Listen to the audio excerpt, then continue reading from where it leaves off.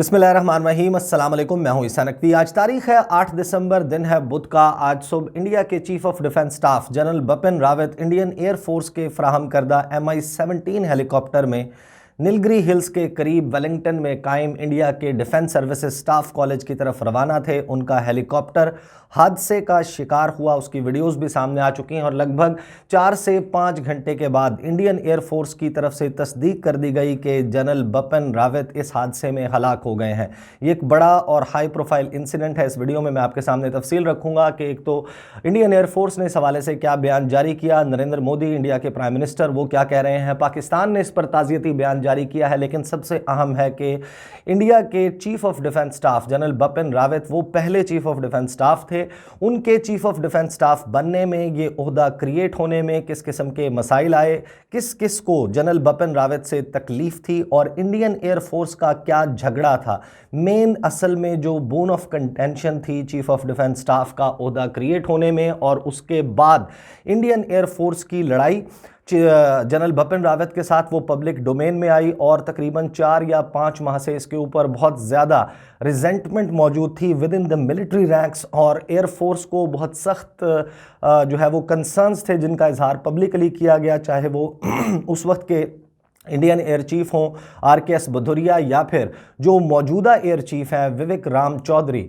दोनों के दोनों उन्होंने पब्लिकली इस बात का इजहार किया कि जनरल बिपिन रावत जिस किस्म की गुफ्तगू करते हैं, जिस किस्म की सोच रखते हैं, वो उनके ख़िलाफ़ हैं। तो इंडियन एयरफोर्स और with in the military ranks और फिर जो डिफेंस एक्सपर्ट्स का लेवल है इंडिया का, वो जनरल बिपिन रावत के ऊपर खुलेआम तनकीद करता था और यहाँ तक कि जनरल बिपिन रावत का जो थ्रेश होल्ड है, जो सब्र का पैमाना है, वो लबरेज हुआ और नवंबर के आगाज़ में उन्होंने इसकी अपने तौर पर जो होने वाली तनकीद है उसका जवाब देने की कोशिश की। पहले मैं आपको बता देता हूं कि इंडियन एयरफोर्स ने इस हवाले से क्या बयान, 4 ट्वीट्स हैं बेसिकली, मैं आपको पढ़ देता हूं, फिर 2 ट्वीट्स जो हैं नरेंद्र मोदी के और फिर मैं आपके पास जो है वो तफसील रख दूंगा आपके सामने के असल में झगड़ा क्या चल रहा था। इंडिया के जो इंडिया की जो फोर्सेज हैं, चाहे वो नेवी हो, एयरफोर्स हो या आर्मी, उनके दरमियान किस किस्म के मसाइल मौजूद थे और जाहिर है कि फिर वही एयरफोर्स MI-17 हेलीकॉप्टर फराहम करती है तो फिर इसकी तहकीकात जो होंगी, इस इंसिडेंट की जो ऑर्डर कर दी गई हैं उसका दायरा कहां कहां तक फैलेगा और क्या मजीद मालूमात इस हवाले से सामने आ सकती हैं। इंडियन एयरफोर्स ने अब से कुछ देर पहले ट्वीट किया है, मैं आपको बता देता हूं कि general Bipin Rawat chief of defence staff CDS was on a visit to Defense Services Staff College, Wellington, Nilgiri Hills to address the faculty and student officers of the staff course today. Around noon today, an IAF MI-17 V5 helicopter with a crew of 4 members carrying the CDS and 9 other passengers met with a tragic incident near Kunnur, TN, Tamil Nadu. With deep regret, it has now been ascertained that General Bipin Rawat, Mrs. Madhulika Rawat and 11 other persons on board have died in the unfortunate incident. यानी कि कुल मिलाकर 13 अफराद इस पर सवार थे, 9 passengers थे, 9 पैसेंजर्स उसके उनमें जनरल बिपिन रावत और उनकी अहलिया शामिल थी और सिर्फ एक शख्स जो है वो बाकी बचा है इस हादसे में, जिसको बहुत ही तशवीशनाक हालत में जिसकी ट्रीटमेंट जारी है। Group captain Varun Singh SC directing staff at DSSC with injuries is currently under treatment at military hospital Wellington। ये तो वो वाक़या है जिसकी अब तस्दीक कर दी गई है। नरेंद्र मोदी जो हैं उन्होंने इसके हवाले से ट्वीट किया, उन्होंने लिखा कि आई एम डीपली एंग्विश्ड, कि मुझे बहुत ज़्यादा अफसोस है उस हेलीकॉप्टर क्रैश पे जो तमिलनाडु में हुआ, जिसमें हमने खो दिया है जनरल बिपिन रावत को, उनकी अहलिया को और दीगर आर्म्ड फोर्सेस के अफराद को जिन्होंने इंडिया को सर्व किया विद अटमोस्ट डिलीजेंस। और उन्होंने कहा कि मेरी तमाम तर हमदर्दियाँ मुतासरा ख़ानदान के साथ हैं। साथ ही उन्होंने एक तस्वीर पोस्ट की जनरल बिपिन रावत की जिसमें उन्होंने लिखा कि वो एक आउटस्टैंडिंग ऑफिसर थे, एक ट्रू पैट्रियट थे, वगैरह वगैरह। ये उन्होंने जो है वो लिखा एक ताज़ियती पैगाम। पाकिस्तान की जो चीफ़ ऑफ आर्मी स्टाफ है, पाकिस्तान के ISPR है, उसने भी इस हवाले से ताज़ियती पैगाम जारी किया है, इसको ट्रेजिक इंसिडेंट करार दिया है और हमदर्दी का इजहार किया है जनरल बिपिन रावत की फैमिली के साथ। तो ये तो वो तफसीलात हैं, लेकिन ज़ाहिर है कि अब इसके बहुत ज़्यादा पहलू हैं। एक मज़ीद ज़ाहिर है कि मामला है जिसमें मैं अगली वीडियो में बात करूँगा कि जो एंगल्स हैं, इसके जाविये हैं मुख्तलिफ इस इंसिडेंट के, पाकिस्तानी जाविया है, एक चाइनीज़ एंगल है इस इंसिडेंट का, एक रशियन एंगल है, एक अमेरिकन एंगल है और इंडिया का खुद इस सारे मामले पर। लेकिन एक लड़ाई जो है वो बहुत ज़्यादा चल रही थी जब चीफ ऑफ डिफेंस स्टाफ का ओहदा क्रिएट किया गया 2019 में। बेसिकली जब कारगिल वॉर हुई पाकिस्तान और इंडिया के दरमियान, कारगिल कॉन्फ्लिक्ट, उसके ऊपर एक रिव्यू कमेटी बनाई गई थी। उस रिव्यू कमेटी ने कुछ सिफारिशात मुरतब की थी कि कारगिल के इंसिडेंट से इंडिया को सीखना चाहिए और एक ओहदा क्रिएट करने की सिफारिश की गई कारगिल रिव्यू कमेटी की तरफ से कि एक चीफ ऑफ डिफेंस स्टाफ का ओहदा क्रिएट किया जाए।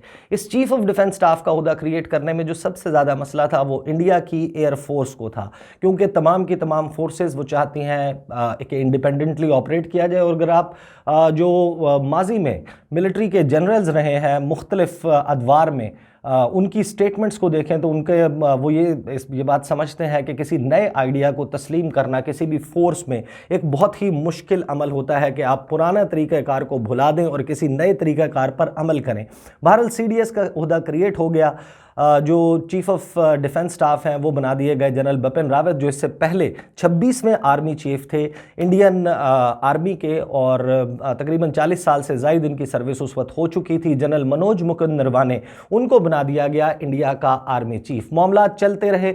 चाइना के साथ इस दौरान कॉन्फ्लिक्ट का आगाज़ हुआ, पाकिस्तान के साथ क्या मामला चलते रहे लाइन ऑफ कंट्रोल पर। और इसी दौरान जनरल बिपिन रावत ने आइडिया दिया कि 4 इंटीग्रेटेड थिएटर कमांड्स बनाए जाएं, बिल्कुल उसी तर्ज पर ऑपरेट किया जाए जैसे चाइना की PLA ऑपरेट करती है। दुनिया में मुख्तलिफ अफवाज जो हैं वो थिएटर कमांड्स बना रही हैं जिसमें इंटीग्रेशन मौजूद होती है मुख्तलिफ फोर्सेस की, और एक थिएटर कमांड के डिस्पोजल पे होती हैं वो फोर्सेस। इसके ऊपर जो इंडिया की एयरफोर्स है उसको बहुत सख्त तशवीश थी। ये सारा मामला पहले बैक डोर चल रहा था, बिहाइंड द क्लोज डोर्स, इसके ऊपर गुफ्तगू नहीं हो रही थी। लेकिन इसी दौरान जुलाई 2021 इस साल के मिड में हमने देखा कि जो जनरल बिपिन रावत हैं उन्होंने पब्लिकली इस हवाले से गुफ्तगू की। उन्होंने ये कहा कि इंडियन एयरफोर्स, क्योंकि इसके ऊपर बहुत ज़्यादा रिजेंटमेंट आ रही थी और with in the military ranks गुफ्तगू हो गई थी कि ये थिएटर कमांड्स बनाने का आइडिया, इससे बहुत ज़्यादा लोग जो हैं वो खुश नहीं थे, क्योंकि मामलात तब्दील करने की कोशिश की जा रही थी। जनरल बिपिन रावत और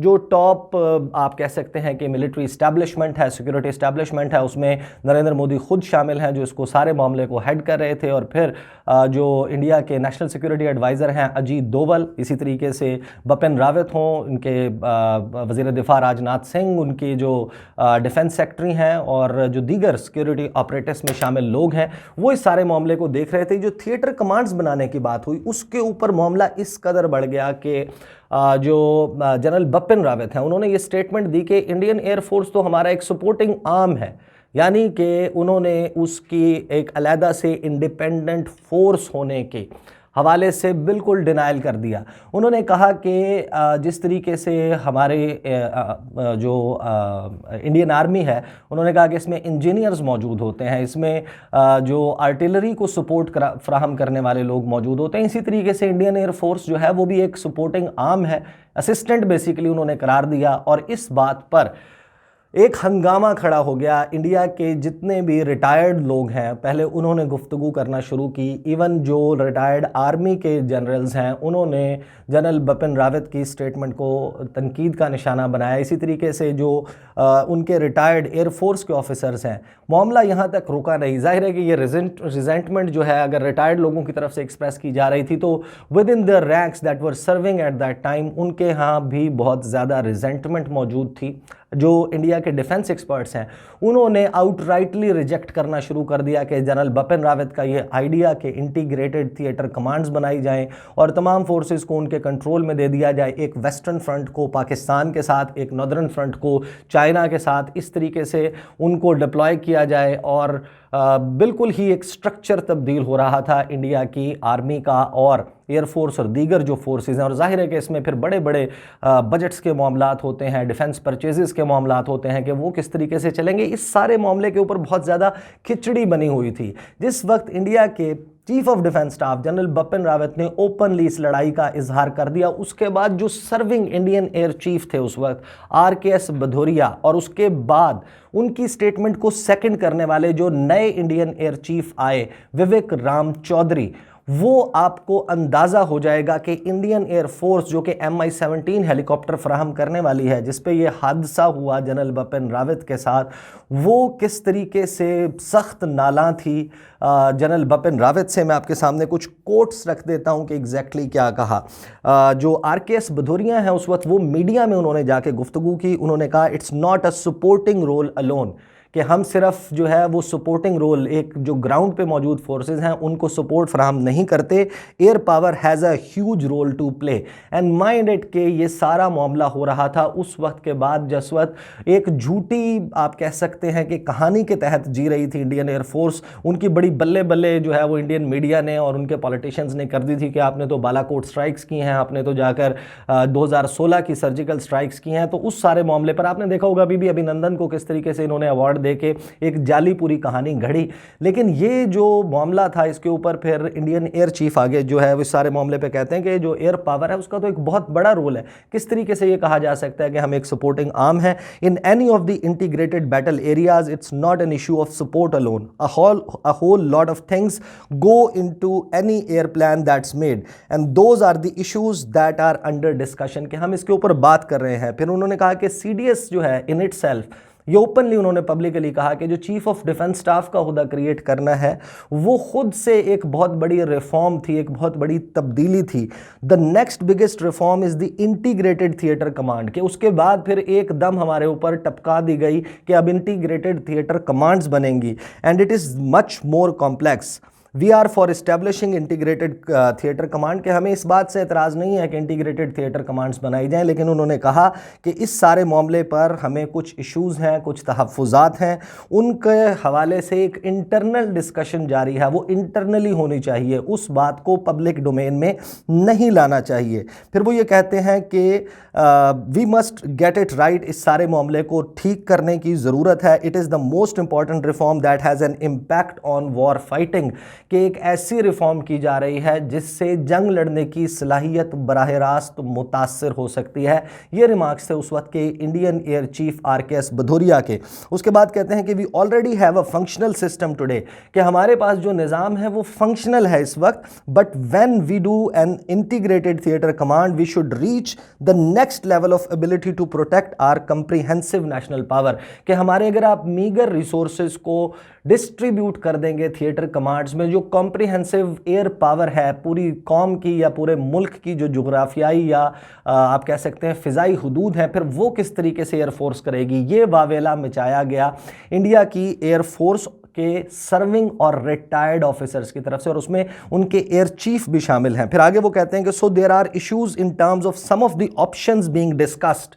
उन्होंने कहा कि इस वक्त पब्लिकली एतराफ़ किया, ये मामलात क्लोज डोर में होते हैं, बिहाइंड द क्लोज डोर्स होते हैं, लेकिन इन मामलात का इजहार किया। उन्होंने कहा कि बहुत सारे इश्यूज़ जो हैं वो आ रहे हैं उन ऑप्शंस पर जिनको डिस्कस किया जा रहा है, और ये हम इंटरनली डिस्कस कर रहे हैं। I would not like to go to the media and describe what my concerns are, कि मेरे लिए ये मुनासिब नहीं है कि मैं मीडिया के सामने जाऊं और उनको बताऊं कि हमें किस किस्म के तहफ़्फ़ुज़ात जो हैं वो मौजूद हैं। ये उन्होंने कहा, और ये एक तरीके से तनकीद थी कि जनरल बिपिन रावत इस सारे मामले को किस तरीके से इस पब्लिक डोमेन में लेकर आए। I will not go into listing my concerns before media, there is a proposal that is there are issues that need to be discussed, के मसाइल हैं, इनको हल करने की ज़रूरत है। ये तो RKS भदौरिया थे। अभी चंद हफ्ते पहले जो नए इंडिया के एयर चीफ आए हैं विवेक राम चौधरी, जो उनका पहला प्रेस इंटरेक्शन था, उनमें उस प्रेस इंटरेक्शन के दौरान उनसे सवाल हुआ कि जनरल बिपिन रावत कहते हैं कि आप सपोर्टिंग आर्म हैं, आप तो पूरी एक फुल फ्लेजेड फोर्स ही नहीं है। तो उन्होंने भी जनरल बिपिन रावत अपने सिटिंग जो चीफ ऑफ डिफेंस स्टाफ हैं उनकी इस राय से खुलकर इख्तलाफ किया, और उन्होंने कहा कि इंडियन एयरफोर्स एक प्रॉपर एयरफोर्स है, हम सपोर्टिंग आर्म नहीं है और हमारी बहुत ज़्यादा इंपॉर्टेंस है। तो आप ये अंदाज़ा लगा सकते हैं कि इंडियन एयरफोर्स में किस हद तक रिजेंटमेंट मौजूद थी। और जाहिर है कि जब इस किस्म का हाई प्रोफाइल इंसिडेंट होता है, वाक़या होता है, हादसा, तो फिर उसकी हर पहलू से तफ्तीश की जाती है, तहकीकात की जाती हैं, ये जांचने की कोशिश की जाती है कि किन हालात में ये वाक़या पेश आया। ये ज़ाहिर है कि पहलू ऐसा है कि जो कि इंक्वायरी ऑर्डर की गई है उसके टर्म्स ऑफ रेफरेंसेस TORs क्या होंगे, वो किन किन पहलुओं पर देखेगी कि किस तरह एक ऐसे शख्स को जो कि चीफ ऑफ डिफेंस स्टाफ है, जो टॉप लीडर है पूरी मिलिट्री का, मिलिट्री कमांड को कंट्रोल करने वाला शख्स है, उसको एक ऐसी मशीन फ्लाई करने के लिए फ्राहम कर दी गई जो फॉल्टर कर गई। ज़ाहिर है कि फ़िलहाल इसके हादसे के हवाले से बात हो रही है, वो फॉल्टर कैसे कर सकती है। वही इंडियन एयरफोर्स जो कि मुतअद्दिद मौक़े पर इंडिया के प्राइम मिनिस्टर नरेंद्र मोदी हों, इंडिया के वज़ीर दिफ़ा राजनाथ सिंह हों, उनके chief of army staff general Manoj Mukund Naravane हों, CDS हों, उनके national security adviser Ajit Doval, Subrahmanyam Jaishankar जो कि उनके वज़ीर ख़ारिजा समेत तमाम इंडिया की टॉप लीडरशिप को जो एरियल सपोर्ट फ्राहम करती है फोर्स, वो किस तरीके से ये निगलेक्ट कर देती है। वैसे तो इनके बारे में ये कहा जाता है कि ये फ्लाइंग कॉफिन्स लेकर उड़ते हैं इंडिया की एयरफोर्स। हर महीने आपको एक इंसिडेंट नज़र आता है कि कोई मिग, कोई और तैयारा जो है वो गिर गया, इंडिया का तबाह हो गया, लेकिन वो तो चले लो लेवल के ऊपर है, उसमें ट्रेनर जो हैं वो भी मौजूद होते हैं और वो ऐसी मशीन्स भी उड़ा लेते हैं, कोशिश करते हैं। लेकिन एक टॉप मिलिट्री मैन को किस तरीके से एक ऐसी मशीन फ्लाई करने के लिए दे दी जाती है जिसकी फिट टू फ्लाई होने के हवाले से एक क्वेश्चन मार्क सामने आ जाए, वो फॉल्टर कर जाए।